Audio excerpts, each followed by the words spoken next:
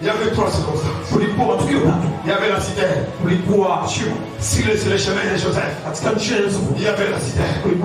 On était jetés dans la citerne. Écoutez, si tu es un peuple de Dieu, si tu es de la nature de ceux qui ont été choisis, même dans la citerne, moi tu es roi et ce sont ces mêmes ennemis de Joseph qui ont changé le discours. Ne les tuons pas.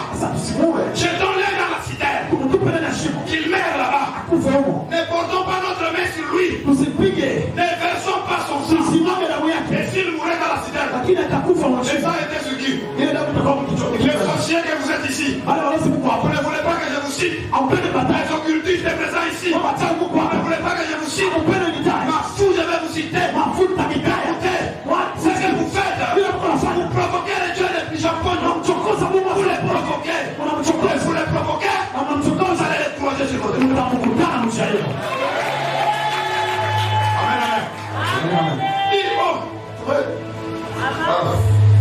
Amen. Amen. Amen. Écoutez.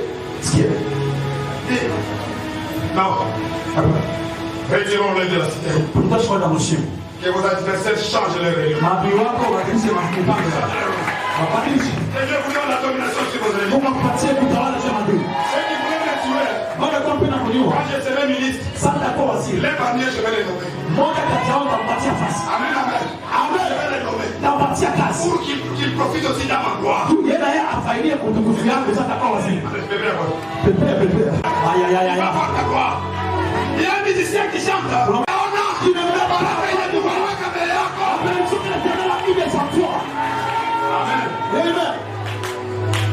Retirons-les de la cité. Vendons-les. Qu'ils s'en aillent n'importe où. Et c'est sur ce même chemin. Sur ce même chemin. Que les adversaires ont tracé. Et toi tu vas faire. Amen. Deuxième obstacle de Joseph. C'était la femme de Potiphar. Il a calomnié. Il a fait ceci. Il a fait ceci. Écoutez, si tu es dans la voie de la victoire, tu vas affronter beaucoup de méandres. La victoire, c'est la voie, le chemin de victoire n'est pas un chemin facile. C'est un chemin périlleux. C'est un chemin dangereux. C'est un chemin stressant. Tu as volé. Les femmes te disent tu as volé, tu as détourné, tu as fait ceci. Mais écoutez, les chemins de la victoire à ses exigences. Quelqu'un témoignait ici dans cette église, on lui exigeait de signer. Cet argent ne rentrera pas. Il va signer. Cet argent est venu à ton nom. Ici, on va aussi te forcer les on va aussi te forcer la masse. On va te forcer le mariage. Quelqu'un. Chérie, on a l'occasion d'aller chez vous. Avant d'aller voir les parents, il faut voir maman qui vit. Alléluia. Ne restez pas à m'inviter à ton mariage. J'ai celui qui va sponsoriser mon voyage. Que je vienne aussi participer à cette école. Comme je viendrai à la collation de mon général. Amen, amen. Ça, je ne le répète pas au hasard. Amen, amen. La femme de Potiphar, il a fait ceci. Il voulait coucher avec moi. On t'a accusé faussement. J'avais même perdu les postes dans cette église parce qu'il y a des gens qui t'avaient accusé faussement. Il y a des gens qui ne veulent pas donner l'élévation en famille. Dans votre groupe, dans votre travail. Il y a des gens qui ne veulent pas ton élévation. Quand la quatrième personne arrive, il change de situation. Il maîtrise ce qui était dangereux. Il amène ce qui sera heureux. Moi j'allais acclamer.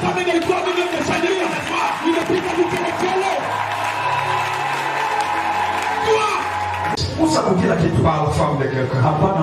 Si tu es ici, tu as l'habitude de courtiser, de sortir avec les femmes d'autrui. Que Dieu te pardonne aujourd'hui. Et ne faites plus. Potiphar aimait beaucoup son travail. Mais il a touché à un mauvais endroit. Il avait touché à un mauvais point. Et si ce point c'était un point non pardonnable, on ne les tue pas. On les jette en prison. La troisième circonstance. La troisième barrière. C'était la prison. C'était la prison que Joseph est sorti. J'étais en train de lire ma Bible. Le roi posa la question. Où trouverions-nous un homme comme Joseph? C'est que même le roi lui-même, il était un homme, il s'est senti très inférieur. Il se demande où on peut trouver un homme comme Joseph. Dans ta famille, on cherchera où trouver une femme comme toi. Dans ta belle famille, on cherchera où trouver un gendre, une bergère comme toi. L'église ici, on se demandera où trouverions-nous un membre de soutien. Celui-là. Papa avait dit que nous avons lancé les projets de construction. Tu ne fais rien. Nous ne nous souviendrons de vous à rien. Nous n'allons pas vous enlever le statut de frères et sœurs à l'église. Vous faites quelque chose. Même le ciel va s'en souvenir. Même les murs. Ézéchias savait communiquer avec les murs. Il ne pas aller dans la chambre haute. Il ne pas aller voir les pasteurs. Il n'a pas consulté les prophètes. Il a parlé au mire. Il a consulté au mire. Et il a dit, tu es témoin. Mire, tu es témoin. Tu connais ce que j'ai fait. Interviens. Et au même moment, le mire a intervenu. Le mire a communiqué.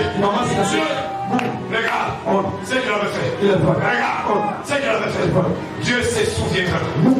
Sur ton chemin, sur ton parcours, de victoire, Dieu te souviendra de ce que tu auras fait. Et là, je n'ai pas cet exemple. Un jour, j'étais à Kinshasa. J'habitais encore Maloueka.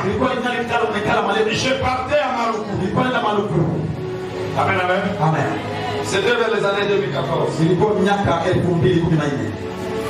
Je suis monté dans un taxi 10. Il y avait un ancien militaire blessé de cœur, sans un pied, sans un bras. Mon amour. Amen, amen. Il marchait comme ça. On l'avait coupé ses côtés ici. Terrible. Mais il prêchait dans le bis. Villageois que j'étais, j'ai considéré les prédicateurs de bis comme escrocs. Et il prêchait. J'allais descendre à mon arrêt sur l'arrêt Mandela 24 afin de prendre le taxi bis pour aller à Tchangou. Mais j'ai senti dans moi, mets ta main dans ta poche, prends $100, donne à celui-ci.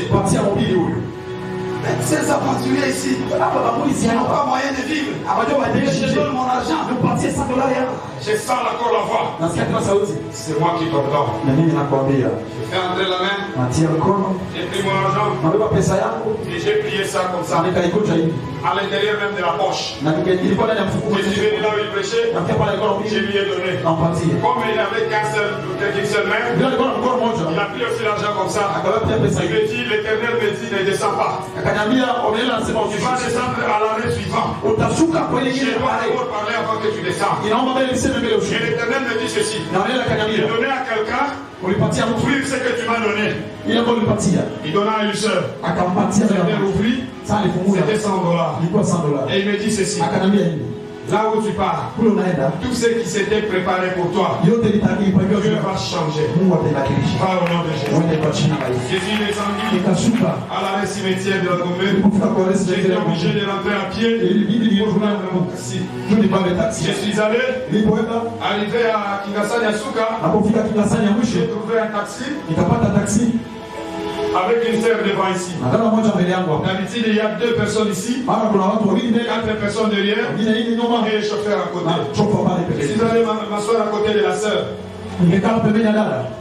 Subitement, j'ai vu l'autre sœur qui venait. Il a commencé à attaquer l'autre. Oh, c'est moi qui étais là. C'est moi qui allais m'asseoir là-bas. Elle commençait à se quereller. Je me suis dit non, ne vous querellez pas. Comme vous voulez la première place, vous devez venir vous mettre. Moi je rentre derrière le chauffeur. Je suis rentré derrière le chauffeur. Nous avons fait notre voyage. Nous avons laissé la route qui Kingasani, la route qui mène vers Bandundu. Nous sommes entrés vers la route Maluku. Ceux qui pratiquent ce chemin connaissent qu'il y a un terrain savané là-bas. Il y a un camion Transgazelle. Un remorque qui venait, c'est de la société Transgazelle. Qui venait avec un allure terrible. Le remorque est venu percuter notre voiture. Dieu est devant moi. Il y a eu ces jours-là 6 morts sur place. Moi je n'avais profité que du sang et de la moelle épinière du chauffeur.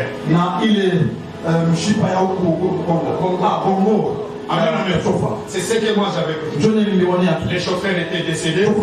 Les décédés ici décédés. Les 3 qui étaient à côté de moi décédés. J'ai vu l'accident avec les yeux. J'ai tenté d'ouvrir ma portière. Je suis sorti et j'ai écouté des voix. Attrapez-les! Attrapez-les! Et j'ai senti une voix. Fuis! Si ces gens t'attrapent, ils vont te tuer. Fuis! J'ai commencé à fuir. Et j'étais moi-même tout enrhumé du sang. J'ai fuyé. Je suis allé jusqu'au petit village qui est devant moi. Et je suis allé là-bas, j'ai ouvert le robinet. J'ai commencé à me laver. J'ai commencé à me laver avec ma conscience tranquille, avec ma connaissance parfaite. Écoutez, sur le chemin de la victoire, il faut savoir respecter, il faut savoir écouter ce que dit le Seigneur. Regardez la parole que Dieu te communique. Vous lisez Samuel, chapitre 9, verset, je crois, 10. Samuel était parti chercher les ânesses de son père. Ils arrivaient à cours de route 3 jours après. Ils n'ont rien retrouvé. La Bible dit ceci. Samuel demanda à son serviteur de retournons. Le père risquera de ne plus penser aux ânesses et de commencer à penser à moi. Quand la Bible témoigne, à cette période, il n'y avait aucun homme joli. Il n'y avait aucun homme beau. Samuel. Ce n'est pas aujourd'hui. Parce que je suis le plus beau que lui. Je ne sais pas comment toi tu t'es qualifié. Je suis beau. Amen. Comment la table Ndumba me fait de beau.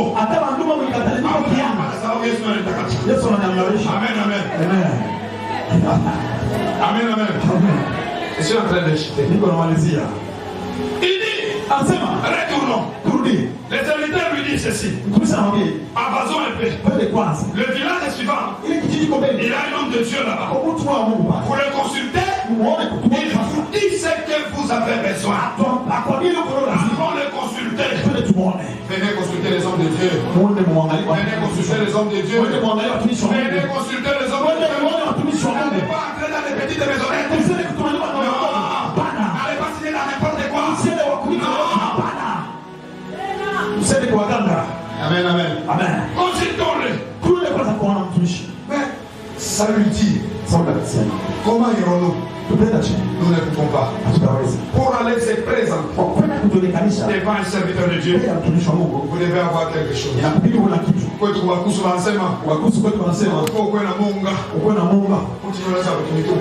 Vous Amen, amen. Nous ne pouvons pas aller voir l'autre Dieu comme ça. Il faut avoir quelque chose.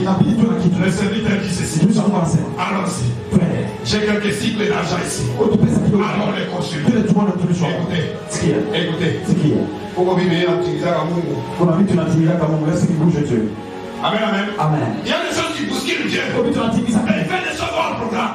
Il dit touchant. Il y aura quelque chose. Il y aura quelque chose là-bas. Ils sont partis avec cette chose. Dieu dans sa souveraineté. Il dit à Samuel, il y a un jeune qui vient. C'est ce jeune-là que j'ai choisi. Écoutez. C'est ce jeune qui vient que j'ai choisi. Il va le rendre. Pas comme prophète Benjamin. Il va le rendre. Pas comme révérend Gabriel. Il va le rendre. Pas comme pasteur Onema. Il va le rendre. Pas comme évangéliste Babou. Il va le rendre comme roi. Il va le rendre comme roi. Il y a un roi ce matin. C'est toi. Le roi c'est toi. Le roi c'est toi. Il dit celui-là. Écoutez, la Bible dit ceci. On a ces jours-là qu'on avait fait des saluts au roi d'Israël. C'est un jour comme celui-là. C'est un ce matin, le matin comme celui-là. Pourquoi ça ne peut pas être ton jour? Pourquoi ça ne peut pas être ton matin? Bien-aimé dans le Seigneur, c'est ton jour. Comme cela était arrivé à ceux qui avaient des parcours dangereux, pénuriers, des souffrances, ils sont sortis victorieux. Sur le même chemin, malgré tu as affronté les circonstances, je te dis ce matin, mon Dieu est présent, il est là ce matin, et il te faut comprendre, entendre, exécuter, c'est que Dieu est là.